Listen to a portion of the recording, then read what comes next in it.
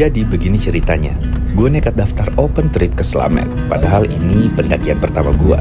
Naik elf rame-rame, turun-turun langsung disambut hawa dingin Guci Permadi. Belum mulai nanjak tapi udah mulai berasa, ini bukan liburan biasa. Lewat jalanan sempit, ngelintasin penginapan-penginapan lokal, sampai akhirnya nyampe juga di tempat ngurus si Maksi. Langkah makin mantap, tapi jantung juga makin deg-degan. Base campnya rumah warga, sederhana tapi vibe-nya hangat. Di sana gue ketemu teman-teman baru yang nantinya bakal bareng-bareng saling nyemangatin di tanjakan. Malamnya bukan footage yang bisa lo lihat, tapi cukup tahu aja, gue nggak bisa tidur. Mood booster. Besok paginya, persiapan pendakian ke Gunung Slamet. It's gonna be fun and exciting. Let's go. Pilihan di tangan, mau jalan kaki 2 jaman ke pos 1 atau naik ojek. Dan lo tau kan gue pilih yang mana? Naik ojek dong. Kalau kesini PR banget kalau misalnya rame, bener-bener ngantri sepanjang ini. Gue lagi kurang tidur, ngantuk banget. Terus gue harus disuruh tunggu ngantri. Gue gak bisa komplain karena rame banget. Kita bahkan harus antri dulu hampir sejaman buat dapat giliran. High demand parah. Dan dari sini perjalanan gue yang sesungguhnya baru dimulai. Gokil nggak? Gokil banget, asli. Bumpingnya gokil. Cuman jalannya panas sih. Tapi jangan ngebayangin ojek biasa. Ini medan ekstrim, penuh bumping dan abang ojeknya jago banget. Gue cancel complaining. Gue cuma salut sama mereka, bener-bener profesional banget.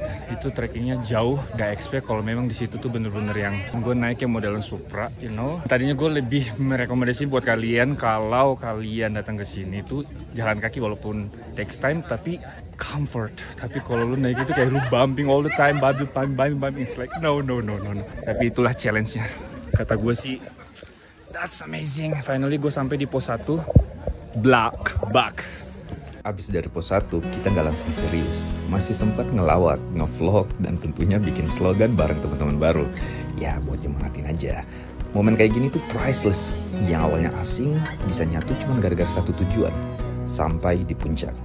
Begitu masuk trek dari pos 1 ke pos 2, mulai kerasa nih. Ini bukan jalan biasa. Langkah demi langkah, makin dalam ke hutan. Udara makin sejuk, kabut mulai munculan, dan suara alam mulai ambil alih dari tawa-tawa kita tadi. 2 jam jalan, kadang ngobrol, kadang diem. Tapi bukan karena capek, lebih ke semua mulai tenggelam dalam momen. Kita jalan tapi pikiran juga ikut jalan. Mungkin itu ya, kenapa naik gunung selalu bikin mikir ulang tentang banyak hal. Pendakian pertama gue, nah kini gue bisa ngerasain kalau beda banget ya. Lu hiking, bawa carrier, lumayan. Tapi di sini tuh kontrol pikiran, kontrol nafas, dan kontrol langkah sih. Ini yang gue pelajari secara personal. Mungkin yang lain punya teknik masing-masing sendiri yang dipelajari, tapi kali ini gue mendapatkan point of view yang dari pengalaman gue. Padahal baru cuma berapa doang nih. Tapi menarik sih. Jadi challenge banget buat gue untuk tetap maintain, untuk keep going. Oke? Stop kedua gue. Mulai mendapatkan ritme, polanya buat gimana caranya maintain. That's good. Lumayan bakar kalori gue hari ini. Wish me luck. Gue berasa datang sini cuci paru-paru tau nggak? Best. Well guys, sampai di pos 2, nafas boleh ngos-ngosan, tapi hati malah adem. Kita belum sampai di puncak, tapi udah mulai nemuin bagian dari diri kita yang biasanya tenggelam di bawah kota. Dan beginilah suasana di pos 2. I don't know, it's just amazing menurut gue. Beda banget feel-nya ya. Dilihat dari mata orang awam mungkin kayak just hiking, daki, but buat gue enggak. Ini another level, how to manage your mind, thoughts, yang bukan cuma sekedar stepping, tapi lu memang harus mengukur kemampuan lu setiap langkah. Yang kalau memang lu sanggup buat panjang, tapi buat gue itu terlalu force. So akhirnya gue dapat udah kata pace lah ya untuk anak-anak runner. Again, nice progress. Pos 2 will continue next.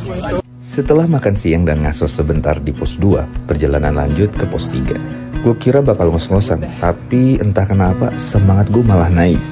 Jalur mulai masuk ke suasana yang lebih lebat. Pepohonan ditutup lumut, suasananya lembab tapi adem, kayak masuk ke dunia lain. Gue nggak tahu itu hutan lumut atau bukan, tapi rasanya mistis banget. Nggak mistis juga sih, cuman keren aja. Sampai tiba-tiba dua sosok lompat di kejauhan. Gue refleks, monyet. Monyet. Ternyata lutung. Maaf ya bang, kirain saudara. Perjalanan ke pos 3 ini yang bikin gue sadar, resilience itu bukan soal maksa diri kuat, tapi tentang ngerasain capek terus tetap milih jalan. Gue suka dengan cuacanya sih. Nggak panas, lembab, agak gerimis. Udaranya itu loh.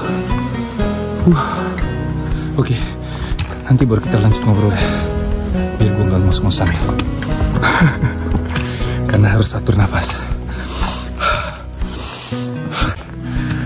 Guys, tapi gue mau nunjukin sesuatu di belakang gue.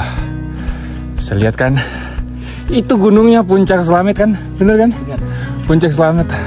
Kita akan summit attack nanti jam 1 malam hari ini. Gue baru sampai di pos 3. Habis itu nanti lanjut ke pos 4. Disitulah base camp kita. Tadi dari pos 2 ke pos 3 perjalanannya gue disuguhin dengan alam yang luar biasa ya. Masih terjaga, rawat, udaranya super bersih. Bisa dilihat dengan vegetasinya semua yang ada di sini. Best. Gue gak tahu mau ngomong apa. Udahlah, gue mau ke bed. Kurang lebih 1 jam dan akhirnya pos 3 pun kelihatan.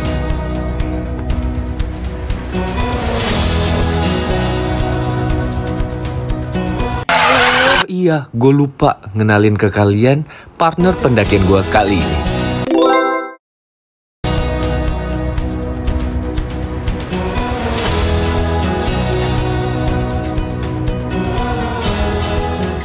Bukan monyet tapi lutung. Ternyata di Gunung Slamet ini ada hewan langka lah ya kategorinya. Entahlah, gue juga berasumsi aja. Di pos 3 gue cuma sempat duduk sebentar. Gak pakai lama, semangat masih tinggi. Langsung tancap gas ke pos 4. Soalnya di sana base camp kita buat nginep malam ini. Jalan makin adem, kabut mulai turun pelan-pelan nutupin badan gunung. Kayak semesta lagi ngasih selimut sebelum malam datang. Langkah tetap stabil meskipun badan udah mulai kerasa. Tapi jalur yang sunyi dan suasana yang syahdu kayak nyeduh energi sendiri. Kurang lebih 1 jam dan akhirnya pos 4. Base camp, tempat buat recharge sebelum summit. Sabar karena aku pengen bokir. Udah ketampung dari tadi. Bye. Akhirnya sampai juga di base camp. Semangat terasa tapi dalam ketenangan. Dingin mulai menusuk tapi malah bikin suasana jadi hikmat. Tenda-tenda berdiri satu-satu, warna-warni mencorak di tengah kabut yang mulai turun. Gunungnya nggak kelihatan jelas, tapi rasanya makin dekat. Gue sama nih berdua ini udah nyampe di camp kita. Kita jadi anak pojokan dulu. Apa lah? Gue udah nggak bisa kata-kata lagi anjir. Antara gue capek, antara gue senang. Gue cuman bisa lakuin nikmatin aja. Di sini bersih-bersih, makan, lanjut rest. This is gonna be tough. Gue menuju tenda, ganti baju basah ke base layer yang kering. Siapin sleeping bag buat istirahat. First time gue tidur di tenda dan menggunakan ini, apa namanya nih? SB, kata anak ini mah SB, sleeping bag. Jadi kita tidur kayak ke kompol. Rambut mulu, gue udah pula bantal tiup. Menurut anak-anak ini, you too much. Tapi gue butuh. Sekarang kita coba masuk ke dalam. Anjay. Wah, ini gue butuh tes kaki nih.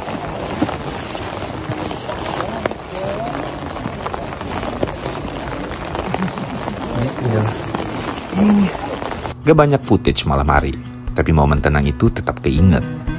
Pagi datang dengan suasana yang beda. Waktu summit makin dekat, gue siapin air sendiri, sementara teh hangat udah disediain sama tim open trip. Paling susah bangun ya kan. Kayak belum packing, bentar lagi udah mau summit. Ini jam 1 sekarang, setengah 2. Bentar lagi bakalan mau summit. Berapa jam? 5-6 jam. Gokil sih. Ini gue yang gelo sih sebenarnya, kayak pertama kali hiking summit 5 jam kayak gitu, kayak mati nggak lah. Udahlah, Yang penting niat lo baik. Lo pengen lihat apa yang lo pengen lihat, buktikan aja. Gimana Pak? Mantap. Mantap. Udah pada ready semua ya? Satu persatu pendaki mulai siap, dalam diam, tapi penuh niat. Summit Attack bentar lagi.